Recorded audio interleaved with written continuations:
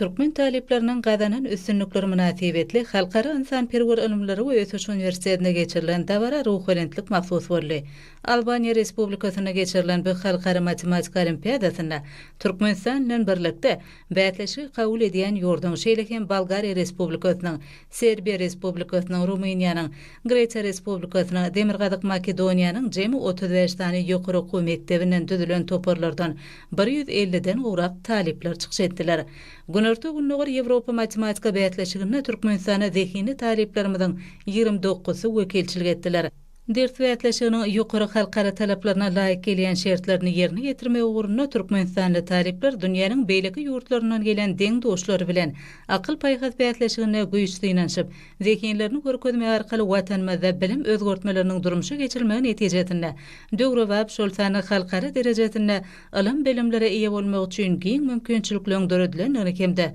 özleriniň takyk ilimleri boýunça bätleşige ukyplylygyny suwd etdiler. Albaniya Respublikasyna günörtü günnogar Ýewropa döwletleriniň ýokary okuw mekdepleriniň talipleriniň arasynda 19-njy Halkara Matematika Olimpiadasyna gatnaşan Türkmenistanly taliplerin görkezden netijelerim gowunarjy boldy. Halkara olimpiadada taliplerimiz üstünlükli çykyş edip, jemi 26 medala, şahsy hasapda 3 tane altyn medala, 10 tane kümüş medala, 13 tane birinci medala nasip boldylar hemde Halkara İnsanperwer Ilimleri we Ötüş Üniversitetiniň talibi ödäý we baş bayragy eýledi. Ýurdumyzyň ýokary okuw mekdepleriniň 9-syny şol sany Halkara İnsanperwer Ilimleri we Ötüş Üniversitetine, Magtumul adnaky Türkmen döwlet, Ýagşyýly Qaqaýew adnaky Halkara Newit we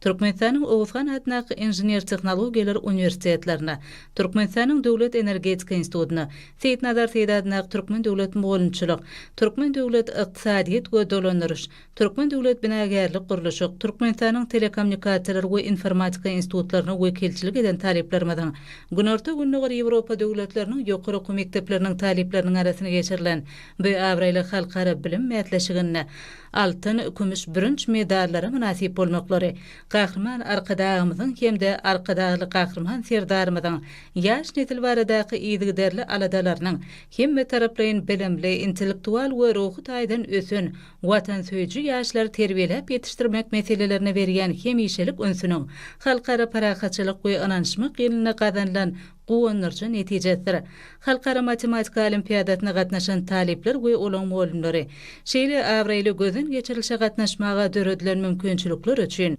gahrman arkadagymyza hemde arkadagy gahrman serdarymyza hoşatlyk bilirim. Geljekde de watanymyzyň awraýyny halkara derejesinde has belende galyrmak ugrunda öz ukyp başarnyklaryny, tagallalaryny gaýgyrmajakdyklaryna inanardylar.